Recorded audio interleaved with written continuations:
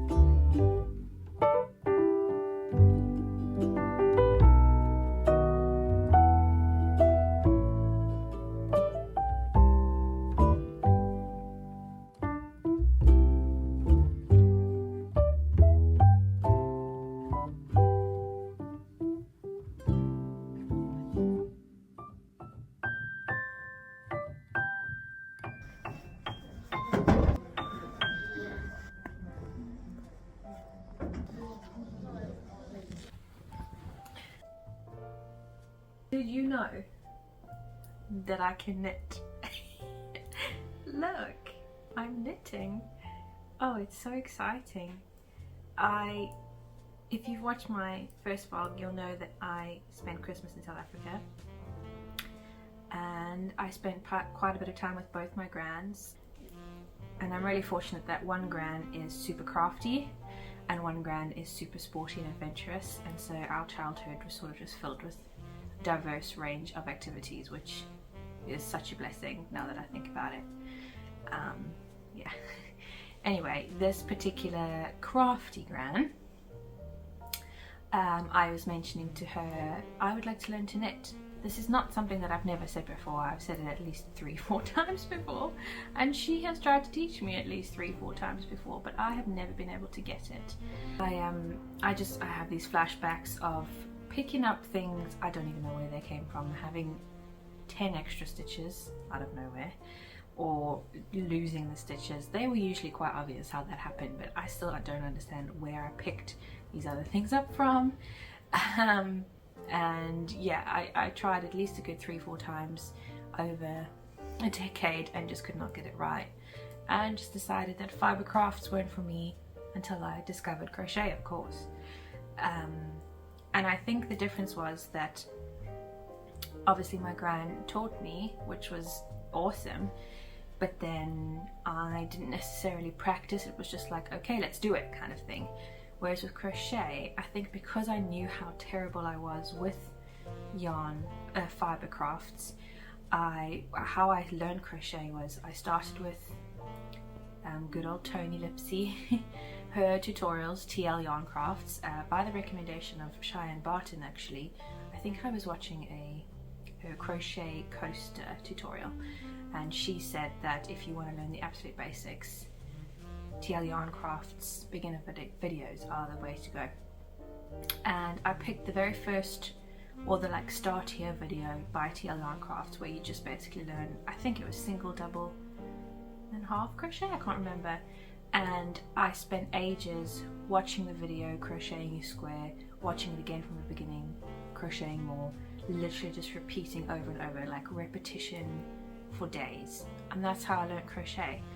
And I don't think I gave that chance with knitting. Anyway, so I said to my gran, while crocheting my Christmas vest, I'm ready for a new challenge. I want to learn to knit again.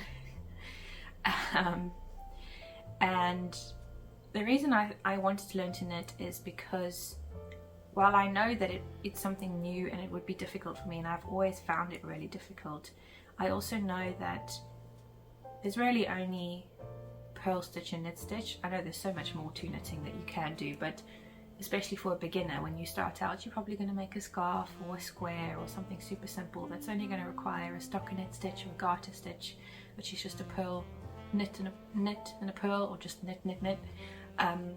And so while it would be a challenge for me, it's also something I could sit and watch TV and relax to. I feel like my past few crochet projects have really taken a lot of brain power, and it's not the kind of thing I could sit and watch TV, or I love to watch YouTube vlogs.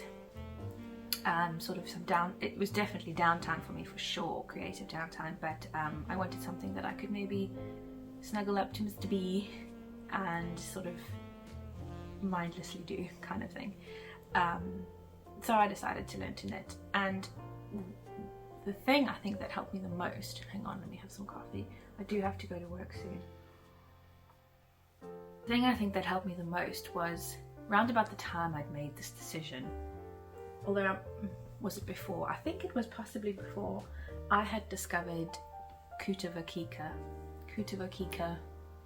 She says it, obviously she says it's her name, Kutovakika. She says it so beautifully. I can't, I just sound stupid. I discovered her videos. I'd known of her for a while and I never watched it because I thought, well, I'm a crocheter, not a knitter, it won't apply to me. But how silly. I discovered her videos and of course fell in love and binge watched all her vlogs.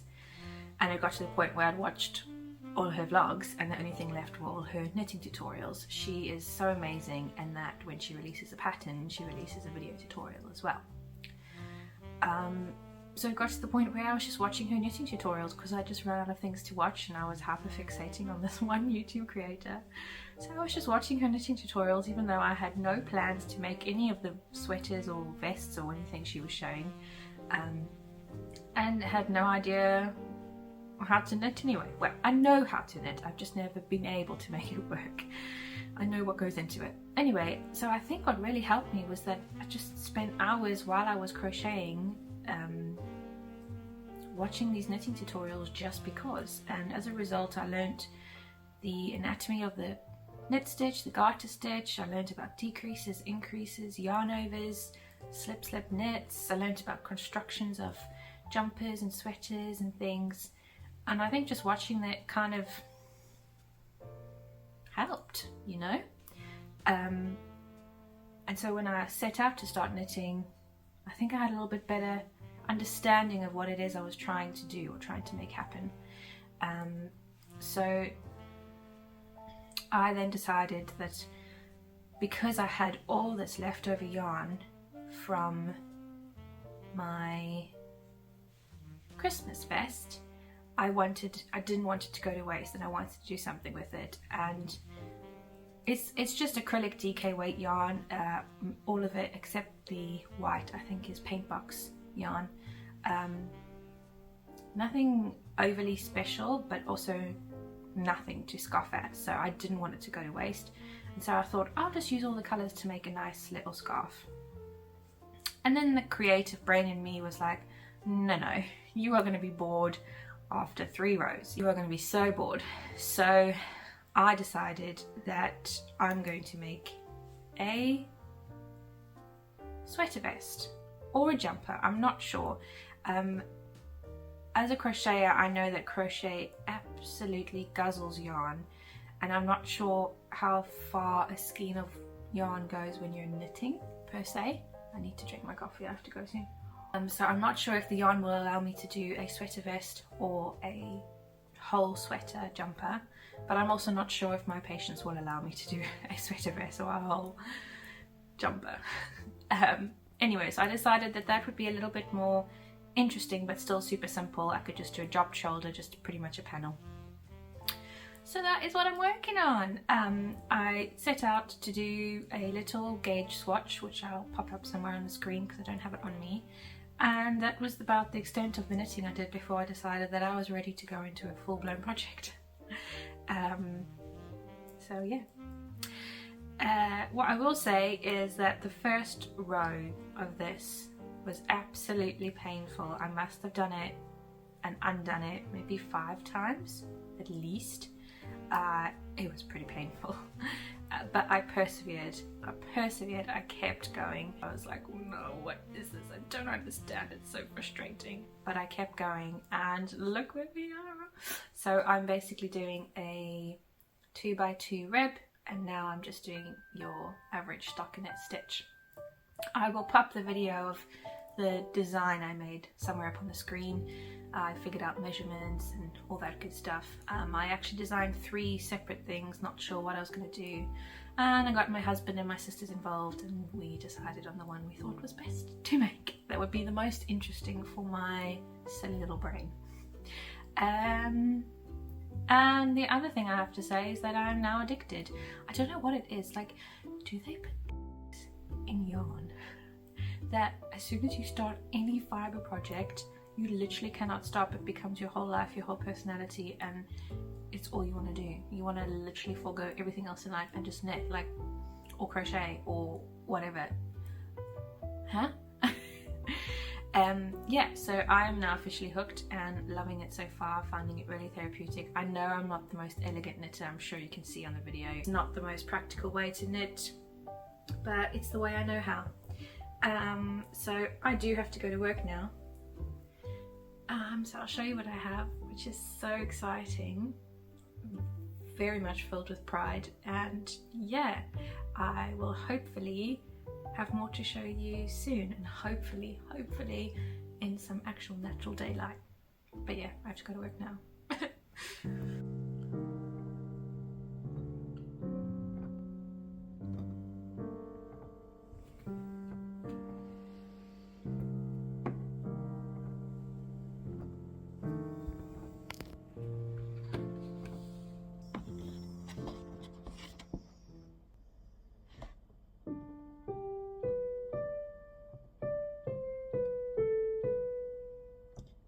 There's flats.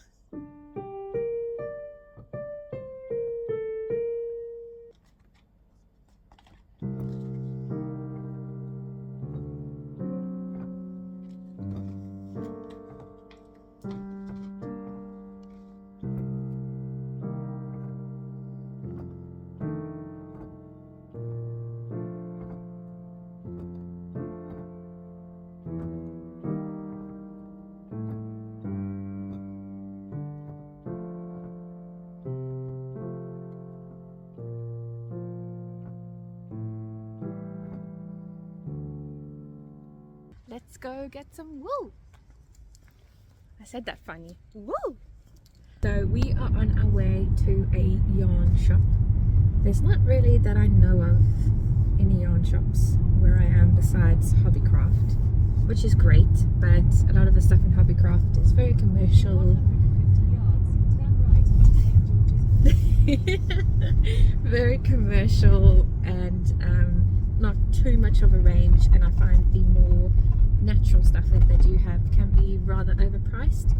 I think they're great for more synthetic things, so I'm just really interested to see what this yarn shop has.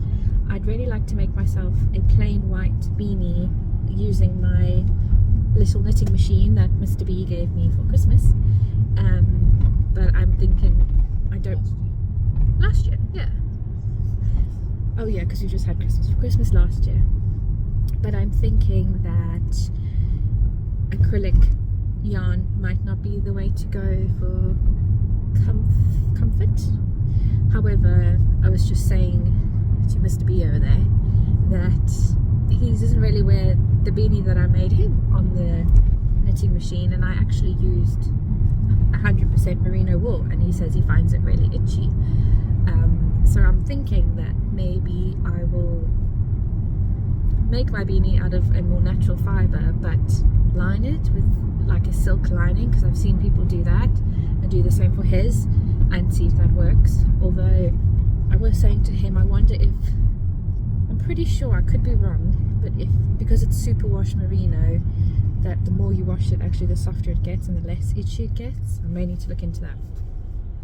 But yes, so I'm just super interested to see what kind of yarns they have, if I can get myself some plain white yarn that's maybe a more natural fibre and not so synthetic, and I'll take you along with me. What are you going to do if I spend like ages there? Play on my phone. What happens if I don't have anywhere for you to sit? Find a coffee shop. Find a coffee shop, okay. You're not going to film me? You're supposed to be my cameraman. If I have to.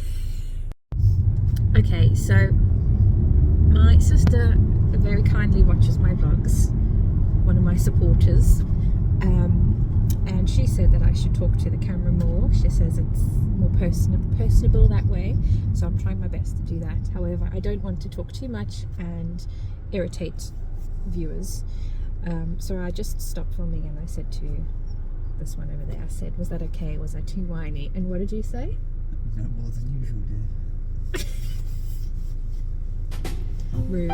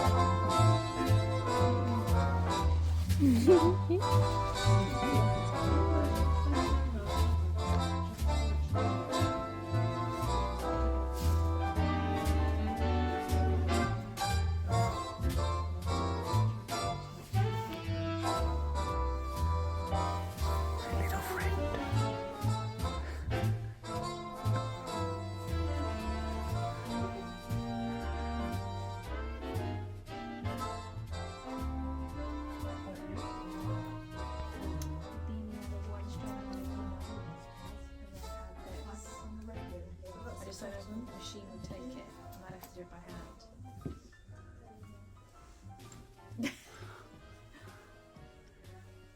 I'm just happy with little dog over here. I know. Look at that cutie. Look at the cutie with his little jacket on. It's so beautiful. Yes, you are. Yes, you are.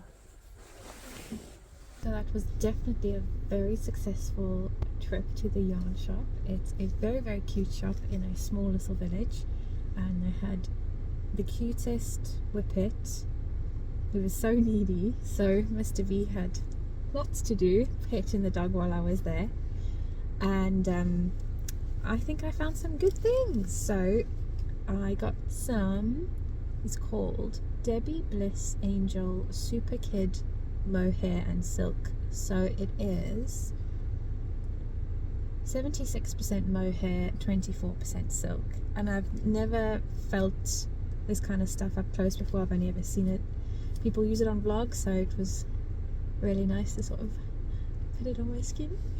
And then I decided that I wanted to use this to make my hat, together with some merino, but unfortunately they only had an off-white merino or cream instead of a plain white. So I asked the lovely lady in the shop, does she think that this will clash too much? And she sort of held it together, and we sort of inspected the wool, and she said no, she thinks it'll be alright. So yeah, so I've got I think this is Aran weight, I think so. I think it's Aran weight. Yes, Aran weight, worsted weight if you're in America, I think. So if my machine doesn't take 2 strands held together, then it will knit up really easy, because it's like a weight 5, a needle hook size 5 plus another strand, so it'll easily be made on a size 6, size 7 pair of needles, which is great.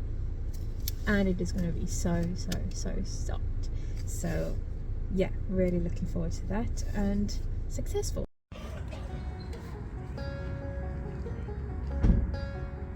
I found Dory. Where's Dory? Oh my gosh, come on Dory, why are you hiding? You can see her. There she is. She's hiding. Come on Dory. There she is. Wow.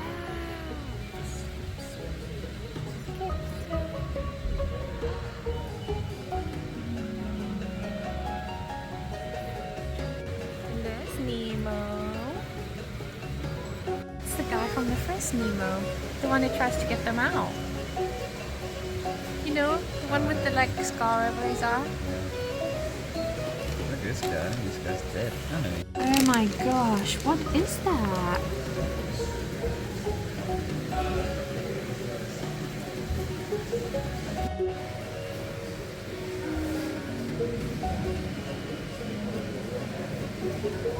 It's like checking me out.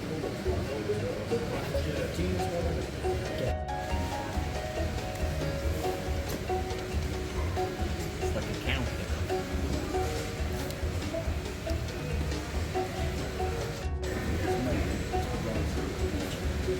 These look like baby sharks.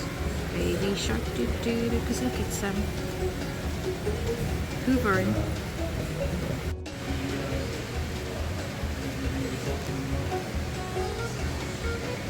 He's just chilling in there.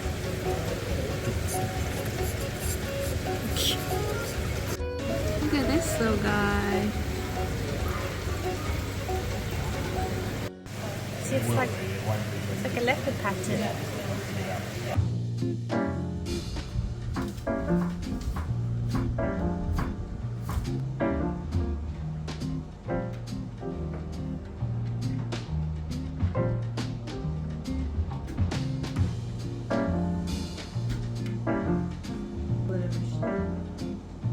You know?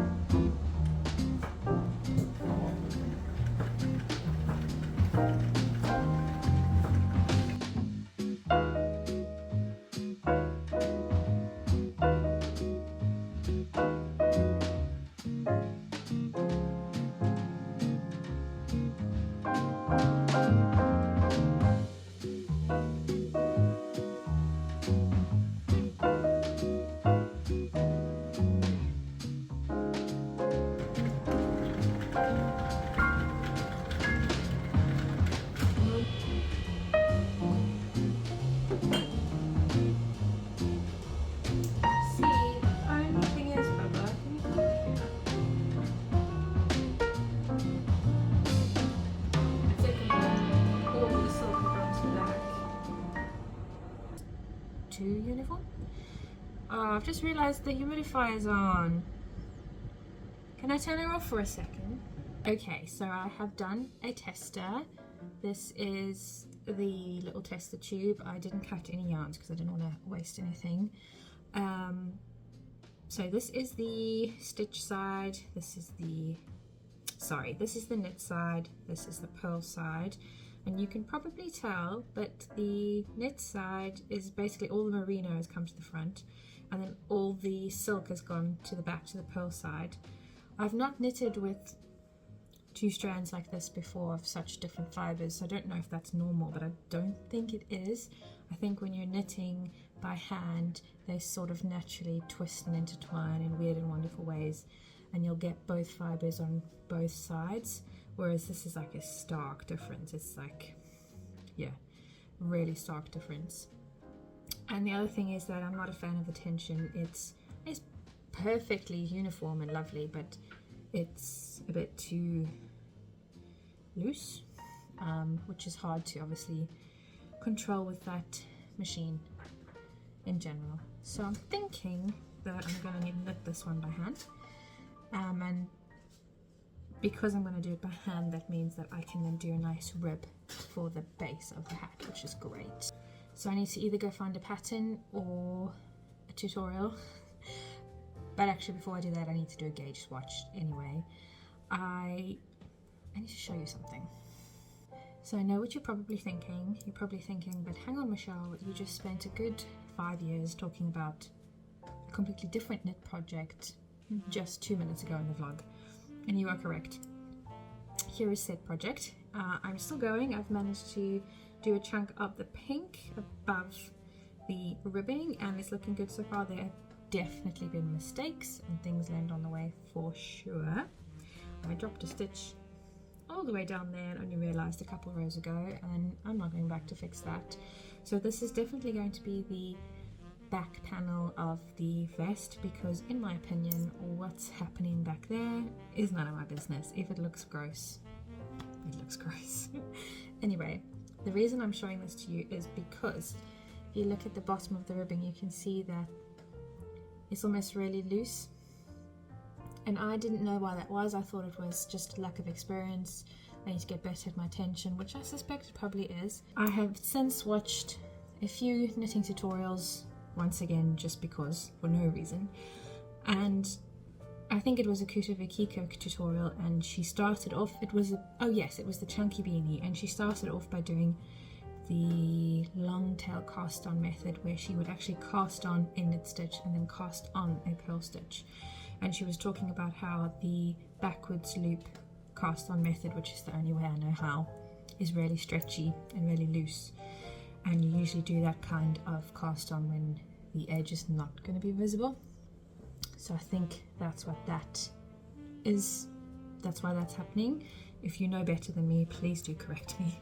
So I'm going to use this as an opportunity to make a gauge swatch, but to practice that casting on a knit and a purl, a knit and a purl, and then doing some rib and seeing how it looks. So yeah, this one I'm just going to put on hold just for a second, because it's really cold at the moment, and the sweater vest is a sweater vest, and I don't really need it right now, and I really want a plain white beanie. And I can already see a trend of a bunch of cast-ons without finishing, but we will cross that bridge when we get to it. So I'm going to set off to do a gauge swatch. It may happen today, it may not, but I'll see you when it does.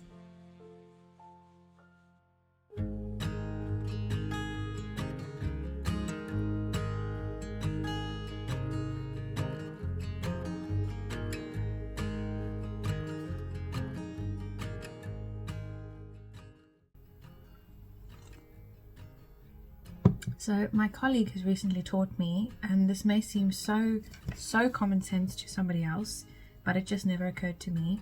I have the coffee machine where you put the ground coffee in the puck, put the puck in, and then let it do its thing. So I basically make just an Americano and I add some milk.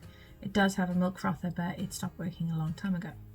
Anyway, I was very blessed to receive this as a Christmas present long ago, and my colleague, who before she worked where she works now with me, or actually I don't even know, I think maybe when she was much younger, worked as a barista and was really good. And she taught me that you shouldn't put the puck in the machine until you are absolutely ready to make the coffee, that it shouldn't be in there for longer than 15 seconds because it burns the coffee. And because I'm always running around like a headless chicken in the morning, but I also refuse to give up or sacrifice my cup of coffee, I will put the puck in, let the machine warm up, run away, do stuff, come back, you know, trying to do everything at once. And that's apparently really bad and burns the coffee. And I always wondered why my coffee tasted a little bit different to the coffee that I had at work, which is also filter coffee, but I make it with a portable filter and I make it right there. There's no pack or anything. And I always thought maybe my machine was going out, it was on the fritz kind of thing. But no, my colleague taught me this. And if you're thinking that's absolutely common sense, Michelle, as a coffee lover, you should know better. Yes, I should. But if you didn't know that as well, you're welcome. And thank you so much to my colleague for teaching us this wonderful knowledge. Anyway, I filmed an outro to my most current vlog that I am currently editing, but unfortunately I just cannot get it to load in the editor for some reason. I don't know if it's too big or what the case is, so we're going to film another one. So as you can see, I've come quite a way with my little hat, and I'm very, very happy, and it's been simultaneously a lot of fun, but there have also been some trials and tribulations. All of this progress you will see in the next vlog, which is very exciting, and hopefully it'll be finished. I don't know. But I didn't realize how much footage I had for this current vlog, so I've decided to end it here or there. And I just wanted to say thank you for coming along with me, and I hope you enjoyed it. I will most definitely see you in the next one. I've got loads of footage. In the next vlog we are going to go on a little road trip to get my very own pair of ice skates, which is so exciting. And we go into London. Did we go into London? Yes, we go into London for the Friends experience, which was awesome, and I got some amazing footage. And we mostly work on this lovely guy, and it is so squishy and soft and beautiful, and I'm loving it so much. So thank you so much for watching this vlog, and I will see you in the next one.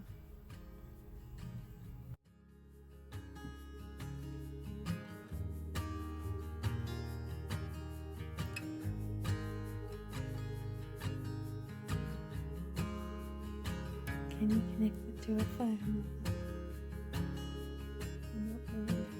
The phone? Is it? No. Oh, I don't think so.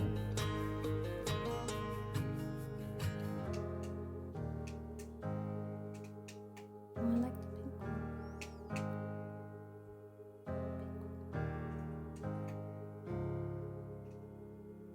The pink one. Right.